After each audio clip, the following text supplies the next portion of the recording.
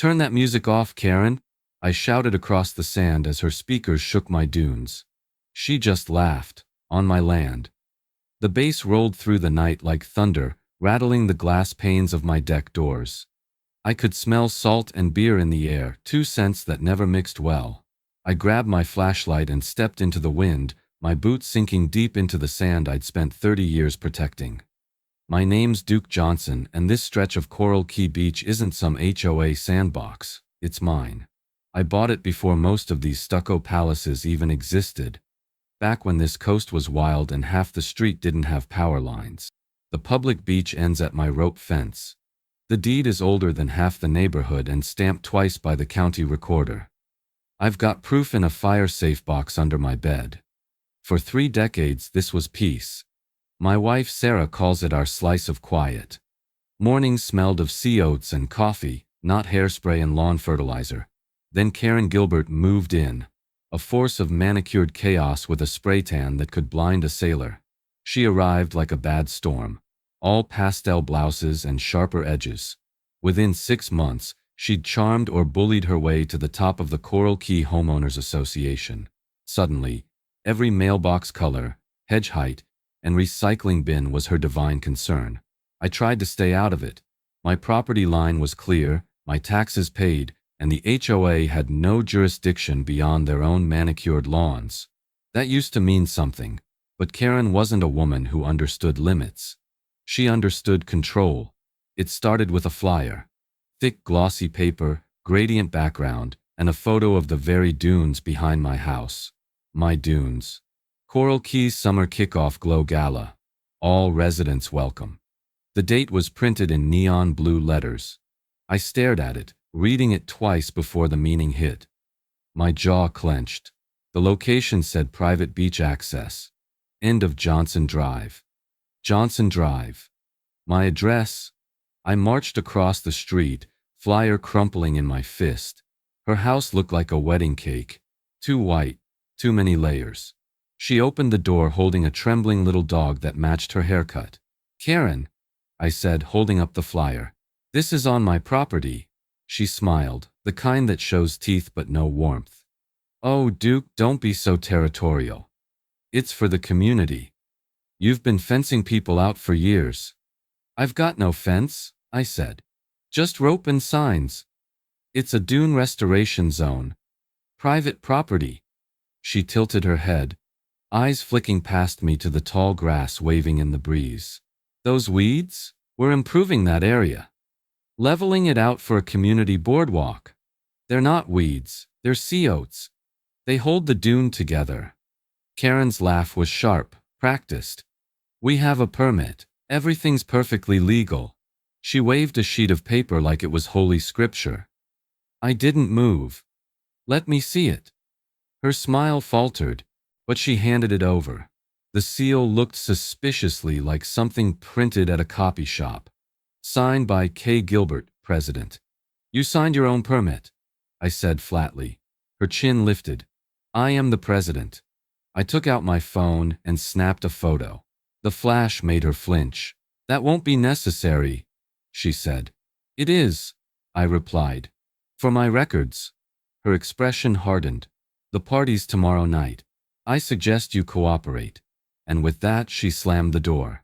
Back home, I sent the photo to my lawyer and called the county planning office. 10 minutes later, they confirmed what I already knew. The HOA has no jurisdiction over private beach property. Whatever Karen was waving around wasn't worth the paper it was printed on. My lawyer drafted a cease and desist and emailed it before midnight. Sarah watched me from the deck as I hammered fresh signs along the rope line. Private property. Protected dune. No access. The wind tugged at her robe, worry written in the furrow between her brows. Are you sure this is the way, Duke? She doesn't seem reasonable. Unreasonable people only understand consequences, I said, driving another stake into the sand. But I'll start with documentation. The next afternoon I heard them before I saw them. The whine of diesel engines, the grind of tires on gravel. 3 trucks, one hauling a stage, one stacked with speakers, and one refrigerated, the kind that carries champagne. They parked on the public side, but their crew wasted no time crossing my rope line, hauling cables straight over the dunes. "Hey!" I shouted, running down from the deck. "This is private property." The foreman glanced at his clipboard. "Talk to Karen Gilbert." She said it's fine. "She's not the law here, I am." He shrugged. "We're getting paid either way." I lifted my phone and hit record, the red light blinking steady in the salt wind. "Then you're recording your own trespass." He didn't even look back. The first speaker boomed to life, rattling the sand like a heartbeat. My dune, the one I planted with my own hands, shook beneath me. Somewhere beyond the trucks the horizon darkened. Thick clouds gathered over the Atlantic, turning the sunlight gray and heavy. The wind picked up, carrying a smell of ozone and arrogance. That's when it hit me. This wasn't just an HOA event. This was a takeover. And tomorrow night, when those lights hit the beach, I'd be ready. With proof, not permission. I slammed her flyer against her front door, the glossy paper already damp with sea mist. "You forged this, didn't you?" I barked. Karen's little dog yapped at my boots while she leaned against the frame, that smug half-smile curving her lips. "Oh, Duke," she said, stretching my name like it tasted bad. "Rules don't apply the same way for people who actually get things done. You should try it sometime." Behind her, I could see rows of party lights, still boxed up in her foyer, proof she was ready to go through with it. "You're throwing a glow gala on my beach," I said. "This so-called beautification committee doesn't have authority to host anything, let alone excavate dunes." Karen's eyes flicked to the paper in my hand. "That's your opinion. This," she lifted a plastic folder, "is my permit. Official. Approved. It's all legal, Duke. You might want to keep up." I snatched the paper before she could finish her performance. The thing was printed on copy paper so thin it curled in the humidity. There was no county seal, just a cheap clip art logo of a seashell and the words Coral Key Beautification Committee, Special Event Access. The signature line read, K. Gilbert, President. "You signed your own approval," I said.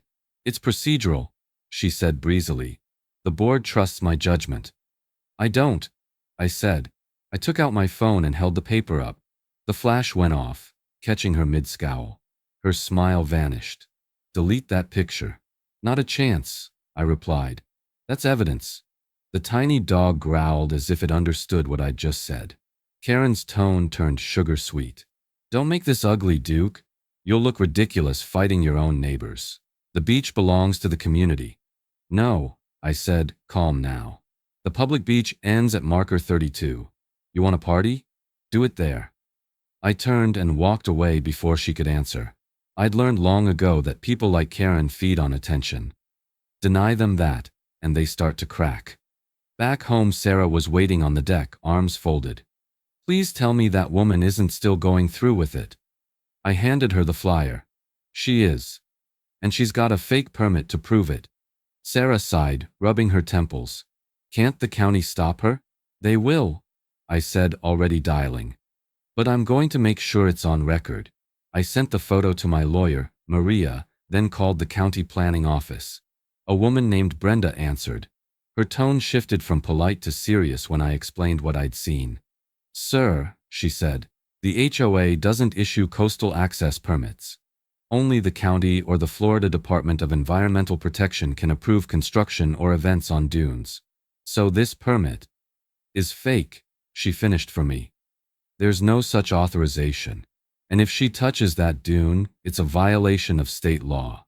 I thanked her and hung up, the weight of quiet fury settling in my chest. For a moment, I just stood there listening to the surf.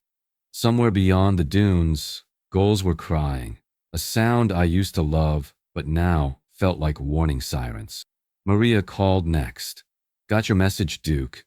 I'll draft a cease and desist tonight and email it to her formally. Don't confront her again. Just document everything." "That's the plan," I said. "Documentation."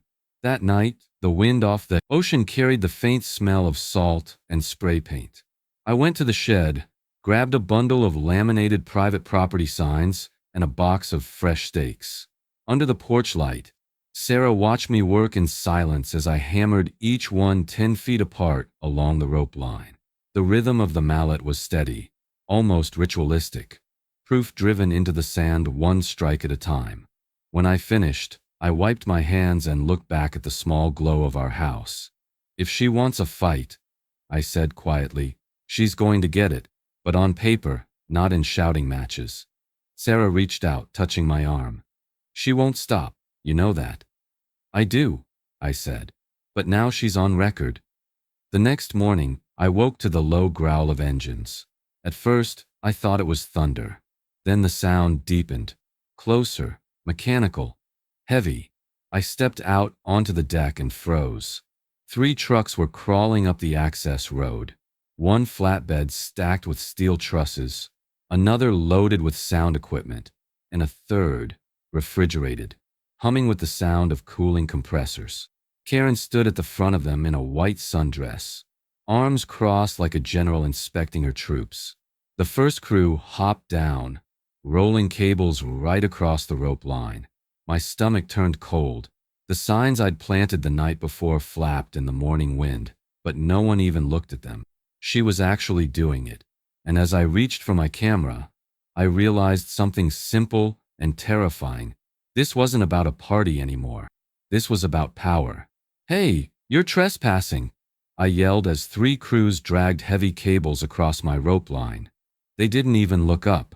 The air smelled of exhaust and salt, the sharp metallic scent of freshly disturbed sand.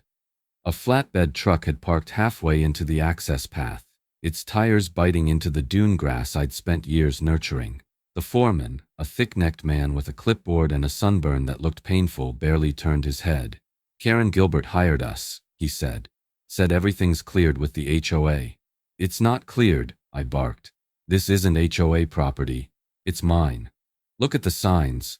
I pointed to the bright red private property. No trespassing markers fluttering against the wind. He didn't even pretend to care. "Lady said she's got a permit." He grunted. I pulled out my phone and hit record, the red light blinking like a warning signal. "Then you're going to be on camera when you cross that line. Keep going, and you'll be committing a criminal trespass." The man shrugged, waving his crew forward. "Just get it done," he muttered. The first set of workers started unloading a portable stage, metal joints clanging together like a drumbeat of defiance. Another group rolled a stack of speakers across the sand, dragging extension cords behind them like vines. Every footprint crushed more of the dune grass, flattening the sea oats that protected the slope from erosion. I could almost hear the land being hurt, the whispering hiss of roots tearing free beneath their boots. My pulse hammered in my ears. "I'm calling the sheriff," I said loudly enough for all of them to hear. "Go ahead," the foreman said without looking up. "We've got permission. Permission from a woman who forged her own paperwork. Permission from an HOA that had no legal say over this land." I gritted my teeth and dialed 911. It took 40 minutes for a deputy to show up. A kid who couldn't have been older than 22. His uniform was crisp, his expression bored. "Afternoon, sir," he said, hands on his belt like this was a routine noise complaint. "What seems to be the problem?" I gestured toward the chaos unfolding behind me. "They're building a concert on my private property," I said. "I have a deed, a survey map, and now half of Coral Key is trampling my dune. That's a protected area. They're committing criminal trespass and environmental damage." The deputy nodded slowly, eyes drifting to the horizon as though I were explaining a traffic ticket. "Do you have any paperwork?" I handed him my folded deed and a printed copy of the certified survey. He scanned the first page, frowned, then looked up at the workers. "Ma'am," he shouted toward the dunes.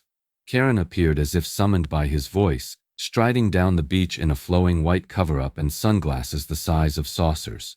"Officer," she said with syrupy charm. "Thank heavens you're here. This man is harassing my event staff." I stared at her. "Your what?" "Community event," she said sweetly. "It's for everyone in Coral Key. We have authorization." She didn't mention the fake permit. She didn't need to. Her confidence was its own weapon. The deputy shifted uncomfortably. Ma'am, he's claiming this is private property. Karen sighed dramatically. He's confused. The HOA board approved this months ago. It's a civil matter. Neighbor dispute at best. Surely you have better things to do than referee a beach party. Her voice dripped honey, and the young deputy took the bait. He turned back to me. Sir, it sounds like this might be something for the HOA to sort out. We don't typically get involved in civil disagreements. I stared at him in disbelief. They are on my land right now with heavy equipment. That's trespassing, not civil. It's criminal. He shrugged helplessly. Look, unless there's a breach of the peace, my hands are kind of tied. Maybe try mediation. He walked back toward his cruiser while the foreman snorted behind me. Told you, old man, he said. We're cleared. Old man. That one stung more than I'd admit. But what hurt worse was realizing that he was right. In this moment, I was outnumbered, outvoted, and outmaneuvered. Karen had found a loophole in attitude, not law. As the deputy's car disappeared down the access road, the music tests began. The speakers crackled, then roared to life. I stood alone in the wind, recording everything as cables snaked across my sand and the first colored lights flickered against the darkening sky. Sarah stepped onto the deck behind me, calling over the rising hum. Did they stop? I didn't answer right away. The clouds over the Atlantic were piling up fast, dark and bruised. No, I said finally. They're just getting started. She looked up at the sky. That storm's moving in quick. Yeah, I murmured, watching the workers secure the stage with heavy bolts. So is hers. The first low rumble of thunder rolled across the ocean, long and deep. The wind shifted, colder now, carrying the faint tang of ozone. It whipped the flyers and banners against the half-built stage, making them snap like warning flags. Karen was laughing somewhere near the trucks, her voice rising above the hum of generators. I tightened my grip on the phone, the red recording light steady against the gloom. Proof was all I had left. And by the look of that sky, the night she chose for her grand event was about to turn biblical.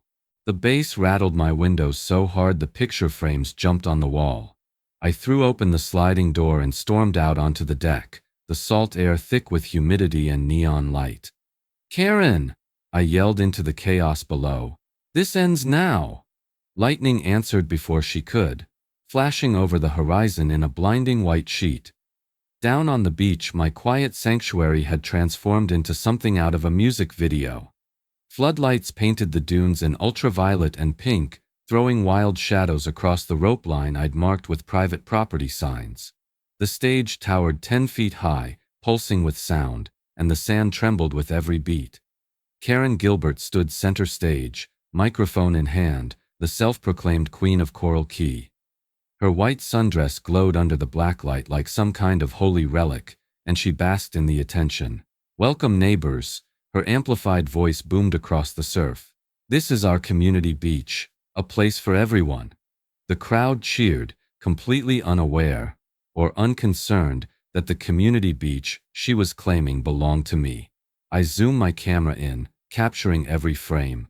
Her speech, the stage setup, the trespassers spilling beer on my dune grass.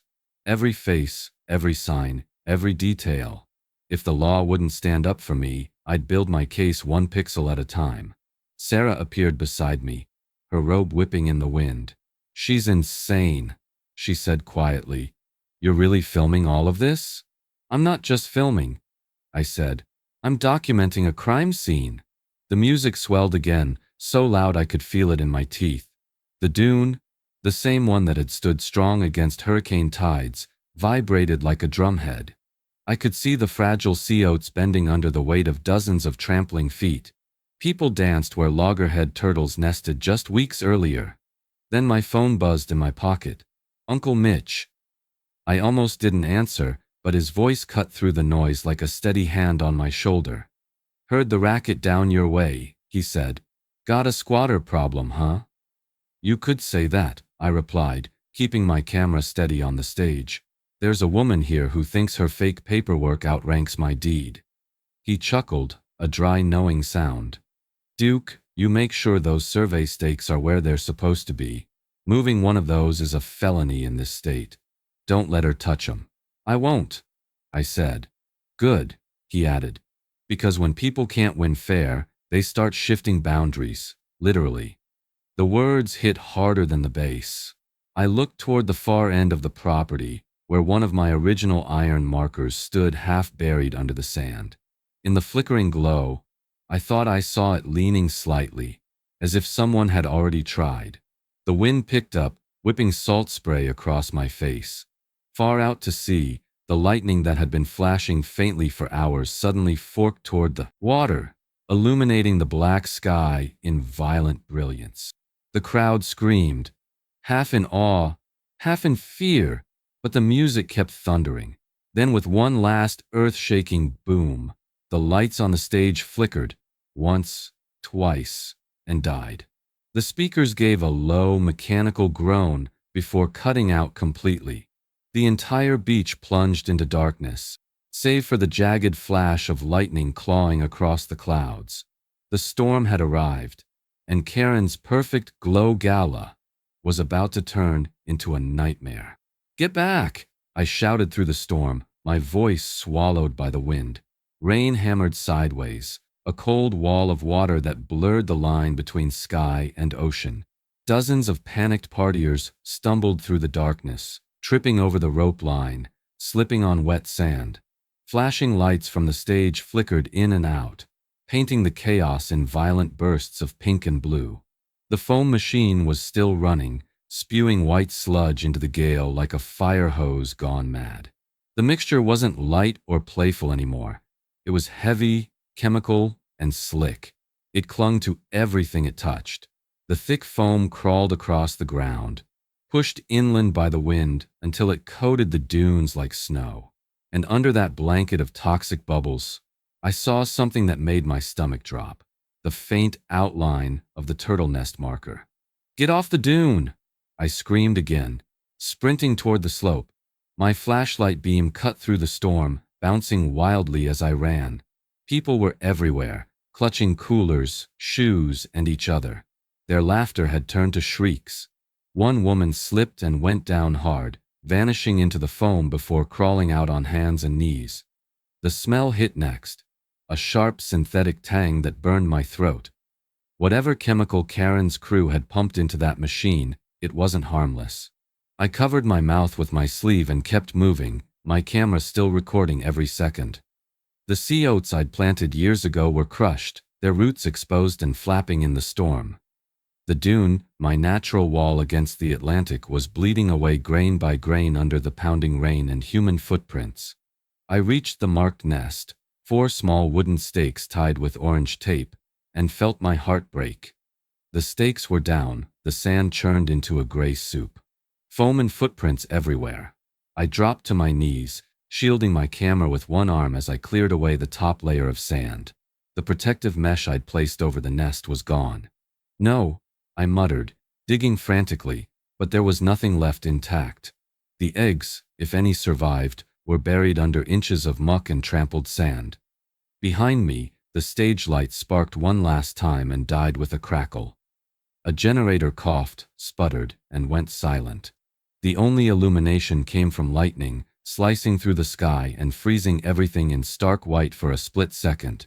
Karen's security crew yelling, guests crying, the foam glistening like a toxic tide. I turned my camera toward the nest, zooming in on the destruction. "This isn't just trespassing," I shouted over the wind, though no one could hear me. "This is a federal offense." And it was. Under the Endangered Species Act, harming or disturbing a sea turtle nest could bring fines and prison time. Karen Gilbert hadn't just thrown an illegal party, she'd committed an environmental crime. A fresh gust nearly knocked me off balance. I looked up toward the access road and saw flashing red and blue lights cutting through the rain. Relief surged in my chest. The sheriff's office had finally shown up. But before they could reach the beach, a figure broke from the shadows, wading through the foam toward them. Even through the storm, I recognized that bright white sundress, now streaked with mud and sand. Karen. She was smiling. She raised her arms, waving the deputies over like she'd summoned them herself. and as I stood drenched and shaking beside the ruined turtle nest, camera still rolling, I realized she wasn't here to explain anything. She was here to spin it. The wind hadn't even died down when I saw her. Karen Gilbert in her mud-streaked white dress, striding through the foam like she was the hero of this disaster. The sheriff's cruiser sat at the edge of the public access road, red and blue lights cutting through the rain. The deputy who stepped out was older than the last one, broad-shouldered, tired eyes, the kind of man who'd seen too many storms and not enough justice. He scanned the wreckage, the collapsed stage, the overturned tents, the ocean foam still oozing across the sand, and just shook his head. I stayed back on the deck, camera steady, lens zoomed in tight. Karen reached him first. I couldn't hear the words over the wind, but I could read her body language. The fluttering hands, the exaggerated sighs, the little shake of her head meant to say, "Poor me." She gestured toward the beach, painting herself as the victim of bad luck and bad weather. The deputy listened, rain dripping from his hat brim, jotting lazy notes that probably meant nothing. And then I saw it. The move was so casual I almost missed it. She reached into her designer handbag and pulled out a plain white envelope, thick, bent in the middle from being overstuffed. She slipped her thumb under the flap, opened it just enough for him to see what was inside. He didn't flinch, didn't protest, just looked around once, then nodded. "Don't you dare," I whispered, tightening my grip on the camera.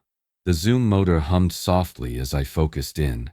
Karen pressed the envelope into his hand, her expression calm, practiced. He took it, folded it once, slid it into his raincoat. No hesitation, no shame. My heart was pounding so loud I could barely hear the storm anymore. "Got you," I muttered, the words barely a breath. "Got both of you." Through the lens, I caught every detail, the handshake, the nod, the subtle exchange of power. She turned away, her mouth curling into that smug little smile I'd come to hate. She thought she'd bought silence. What she didn't know was that my camera wasn't the only one watching. Out near the dunes, half hidden behind a thicket of sea grapes, a glow caught my eye. A phone screen. Someone else was filming. A kid, maybe 16, hood up, rain dripping off his nose. He lowered his phone, gave one quick look toward the deputy's car, then disappeared into the dark. By morning, both our videos were in the hands of people who mattered. My lawyer, the district attorney's office, and internal affairs. Proof. Real, undeniable proof. But Karen didn't know that yet. When the sun rose, the beach looked like a battlefield. Foam residue drying into a sticky crust, plastic cups buried in the sand, and broken chairs scattered like driftwood. I walked the property line, documenting the damage. Then I stopped dead. 4 brand new wooden stakes had been hammered into the sand overnight, painted bright pink. They formed a neat rectangle that swallowed half my dune and extended all the way to my deck steps. A plastic sleeve was tied to the nearest stake, holding a folded letter. I tore it open. Cease and desist notice. You are hereby ordered to remove all unauthorized plantings and obstructions, including dune vegetation, within 48 hours. Failure to comply will result in enforcement action by the Coral Key Homeowners Association. The reason, sand hoarding. I stared at the words, rainwater dripping from my hair onto the page. Sand hoarding. It would have been laughable if it hadn't been terrifying. Karen hadn't learned her lesson. She doubled down. She thought bribery could buy her silence, but I'd bought something else. Time. And proof. Floodlights blasted on with the force of a lightning strike. Private property, my drone's voice boomed through the speaker. Karen froze mid-step, her expensive sandals sinking into the wet sand as a stream of sprinkler water drenched her from head to toe. For one perfect second, she looked like a statue of shock, mascara running, hair plastered to her forehead, disbelief frozen on her face. It had been 2 days since her sand-hoarding stunt, and my beach looked like a crime scene marked by pink stakes instead of caution tape. Each stake claimed more of my land, part of a sudden community erosion zone the HOA supposedly needed for environmental maintenance. It was all fake, of course, but Karen made it look official. hiring men in matching shirts to walk the boundary like guards protecting her conquest. I didn't take the bait. My lawyer Maria had warned me, "Don't touch the stakes, Duke. Don't move them. Document everything. The moment you interfere, she'll call it destruction of evidence." So I recorded. And then I got creative. If Karen wanted to invade my property, I'd make sure she did it under a spotlight. I installed 3 high-powered motion floodlights along my deck, angled low to the sand. I mounted my drone with a loudspeaker and programmed a calm mechanical message. "You are trespassing on private property. Please return to the public access area."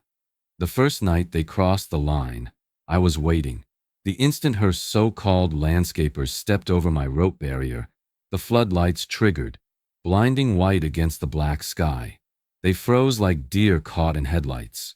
"You are trespassing on private property," the drone repeated, hovering 15 feet above them. Its red lights blinked like police beacons. "Please return to the public access area." The men tried to keep working, shielding their eyes, but the glare made it impossible. Within minutes they retreated, muttering curses all the way back to their truck. Sarah leaned on the doorframe behind me, half amused and half terrified. "You're enjoying this a little too much," she said. I smiled, never taking my eyes off the screen where the drone feed showed Karen's yard. "It's not enjoyment. It's documentation in style." She sighed, arms crossed. "Duke, she's not going to stop. You know that, right? This isn't about land anymore. It's ego." "Then let her ego walk straight into the evidence log," I said. The next afternoon, Karen herself came marching across the beach, clipboard in hand, sunglasses reflecting the ocean like twin mirrors. She pointed toward my deck, calling out, "You're interfering with HOA business, Duke. You're a menace to the community." That was her favorite word lately. Menace. I was the villain now, the recluse defying her vision of coral key perfection. I didn't answer. I just tapped a button on my phone. The drone lifted off, its rotors slicing the air. The calm, robotic voice echoed again. "Private property, please step back." The sprinklers turned on automatically, misting her and the board members behind her. One of them slipped in the wet sand and went down hard. Karen shrieked, spinning toward me. "You can't do this. You'll regret it." But I'd already hit record. Later that evening, as the sun bled orange across the horizon, I sat on my deck reviewing the footage. Every drop of water, every word, every trespass, captured in perfect HD. Sarah came out, handing me a cup of coffee. "So what's next?" she asked. Before I could answer, a deep, low rumble rolled over the dunes. Not thunder this time, diesel.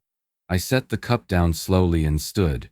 Down by the access road, a bulldozer idled in the fading light. Karen was back. And she'd just brought heavy machinery to a paperwork fight. "Cut the engine!" I shouted, planting myself in front of the roaring machine. The air vibrated with the deep growl of diesel power, a sound that felt like thunder trapped in steel.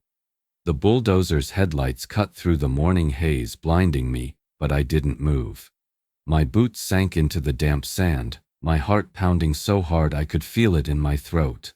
Karen stood a few yards away, hands on her hips, shouting over the noise.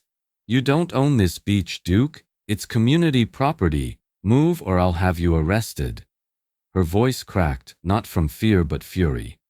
The operator, a big guy in a hard hat and safety vest, looked between us, uncertainty written all over his face. "Ma'am," he yelled, "this doesn't look right. He's standing on the line you said was open access." "It's HOA land," she snapped. "Start the grading. Now."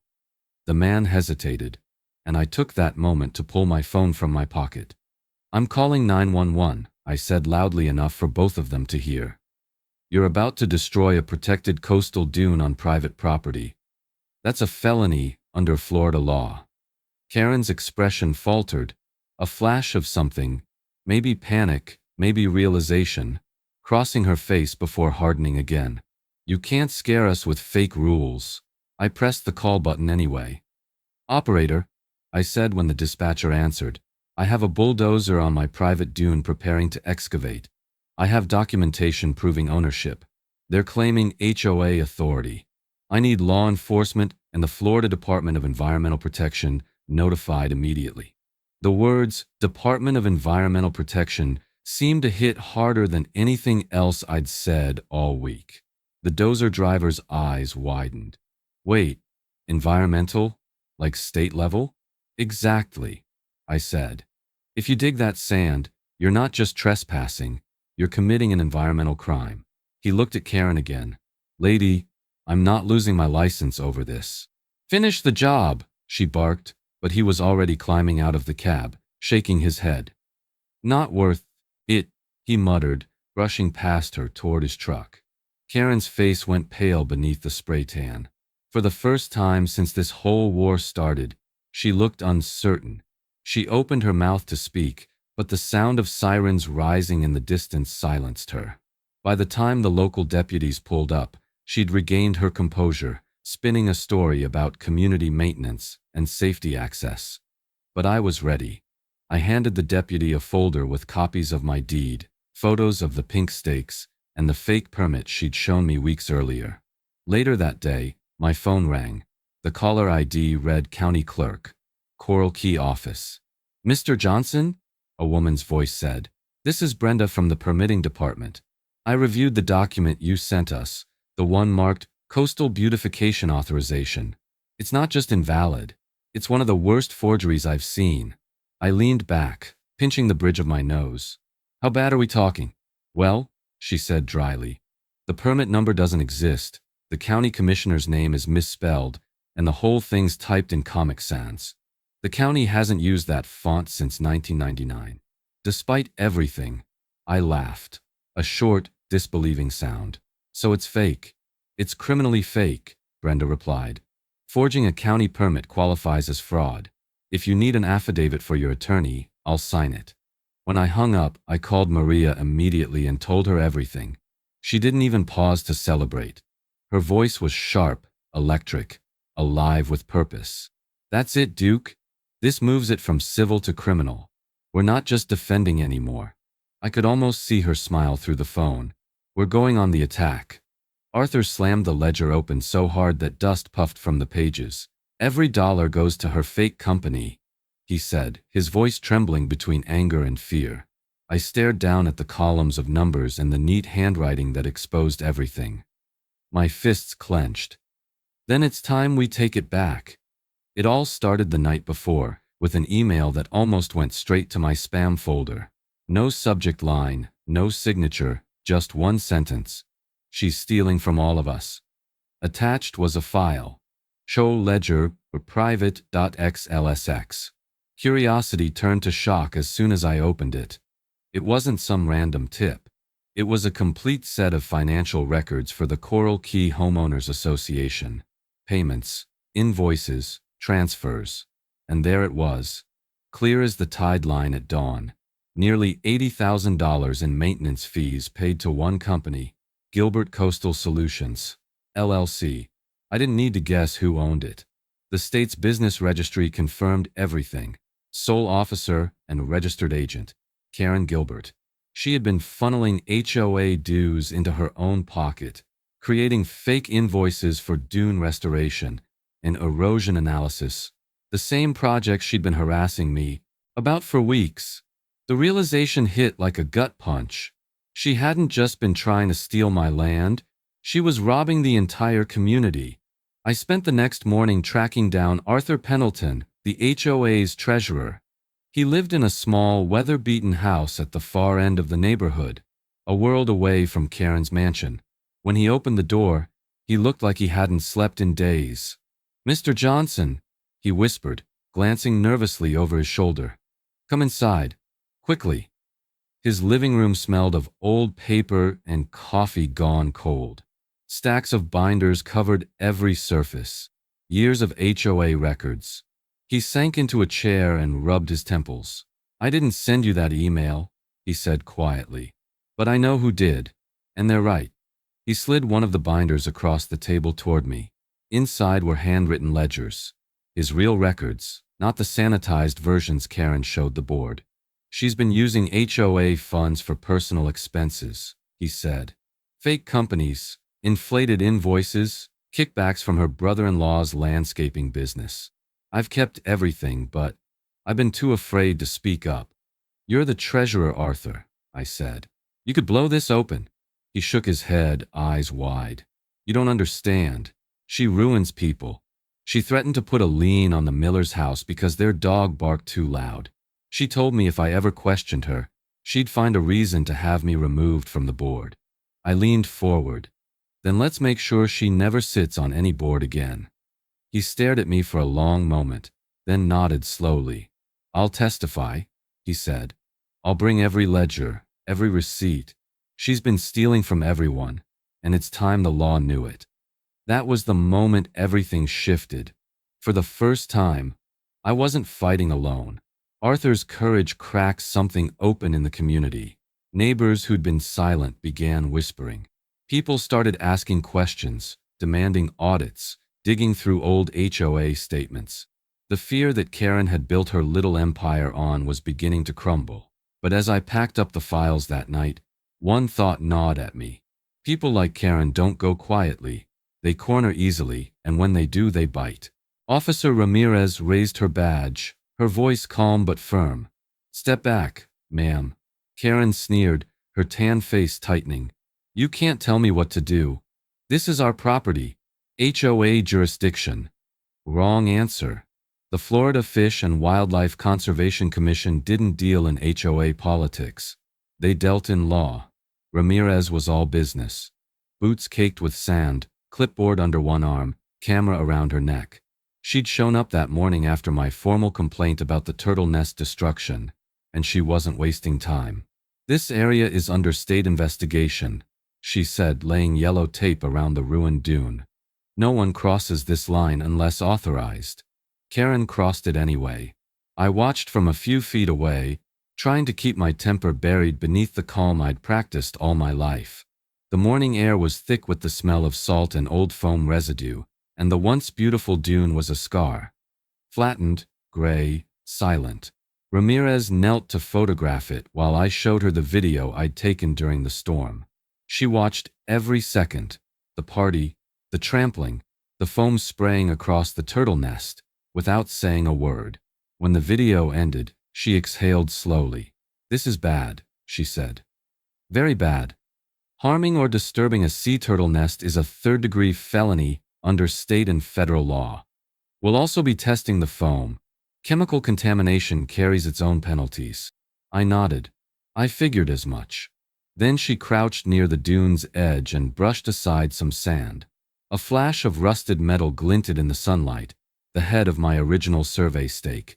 She compared it to the bright pink one Karen's crew had planted a foot closer to my deck. See this? She said. This iron rod is official. That pink one's tampering.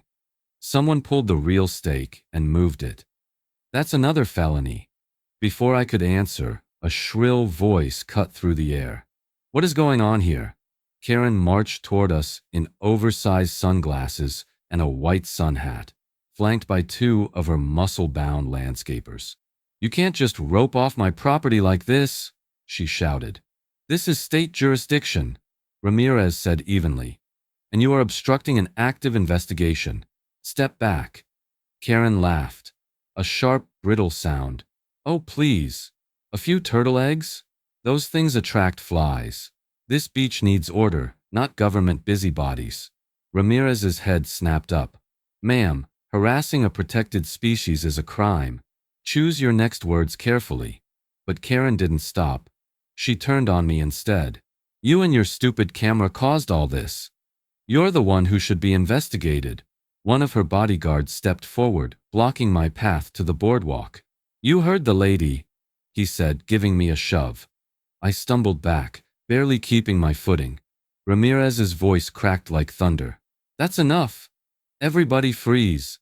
Her hand hovered over her sidearm as she barked, into her radio, requesting immediate backup. Civilian altercation at the Coral Key Dune site. Within minutes, 2 squad cars rolled in, lights flashing. The first officer to step out stopped me cold. It was the same deputy from the night of the bribe. His eyes darted from Karen to Ramirez to me, recognition flashing like guilt across his face. He knew he was caught.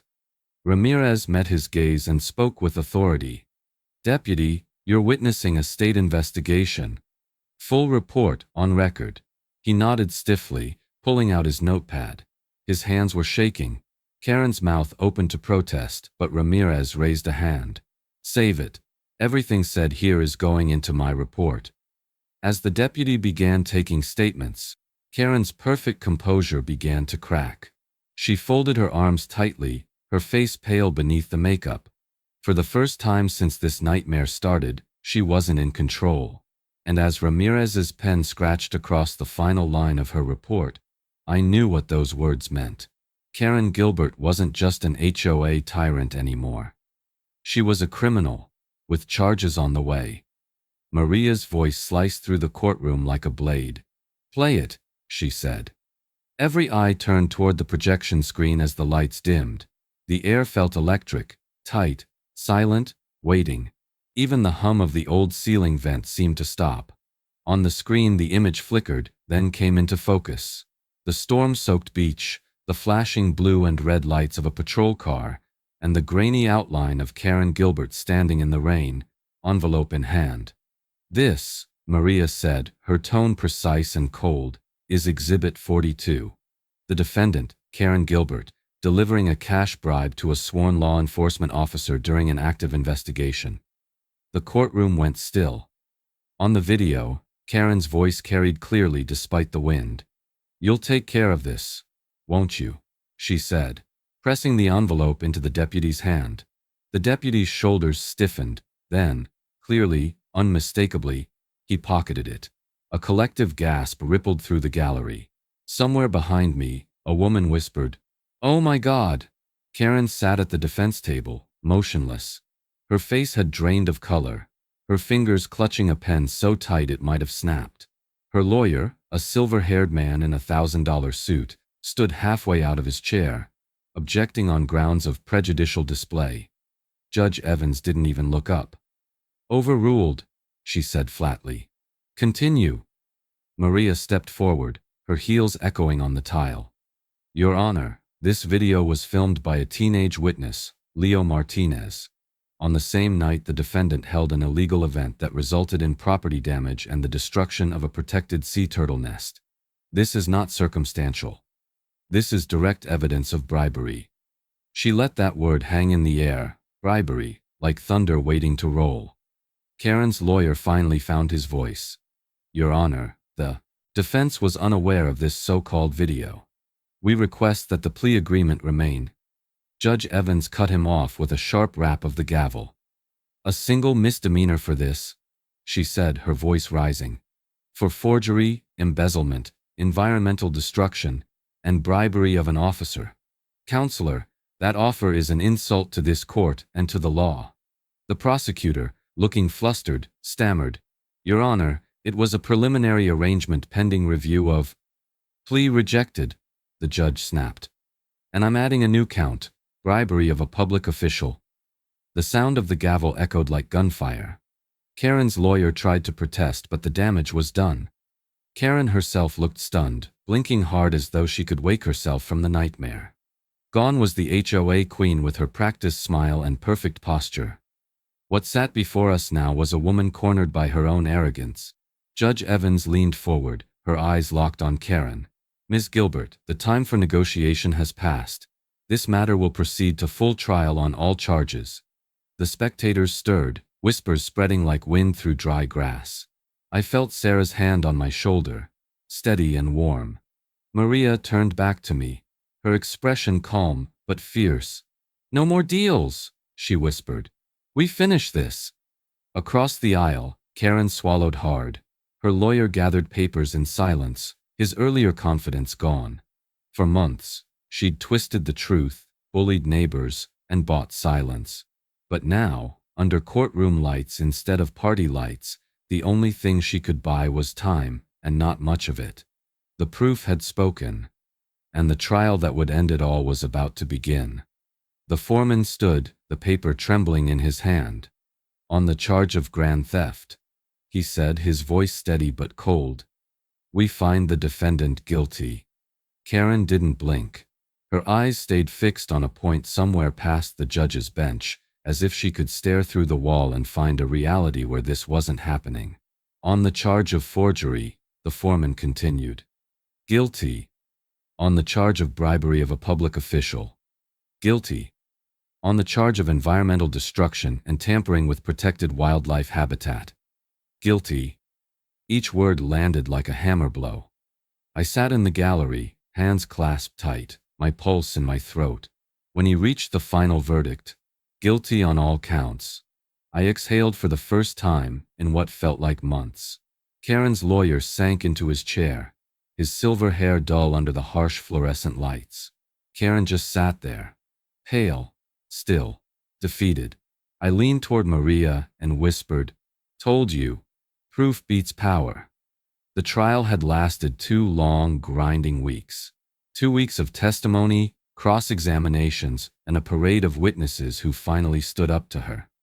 Brenda, the county clerk, had gone first. Calm, professional, utterly devastating. She held up the forged permit in Comic Sans like a relic of idiocy. "This document is a joke," she said flatly. "It's not just fraudulent, it's insulting to bureaucracy itself." The jury laughed, but the message was clear. Arthur Pendleton followed, hands trembling but voice steady.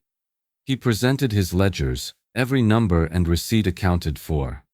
"She stole from every single homeowner," he said, pointing at Karen. "And she made me help her do it." The jurors leaned forward, hanging on every word. Then came Officer Ramirez, her presence commanding. She laid out the environmental crimes with surgical precision, the bulldozer tracks, the chemical foam, the moved survey stakes. "Nature doesn't lie," she said simply. Leo, the teenage witness, was the final nail. His video, filmed from the dunes, showed Karen's hand sliding that envelope into the deputy's pocket. The courtroom was silent except for the faint rustle of paper as Judge Evans took notes. When my turn came, I told the story not as a victim, but as a witness. To arrogance, to corruption, to the quiet endurance of truth. I described the first rope line I'd tied across my dune, the fake smiles, the forged papers, and the night the storm hit. I ended with one sentence. "I didn't fight for power, Your Honor. I fought for peace." And that, I think, made the difference. Judge Evans's voice filled the courtroom as she delivered her sentence. "You didn't just steal money, Ms. Gilbert. You stole trust. You stole your neighbor's peace, and you desecrated a piece of the natural world in the process. You believed you were untouchable. Today the law touched you back. 4 years in state prison. Full restitution to the HOA. A separate fine to cover dune restoration." When the gavel fell, it echoed like a final wave breaking.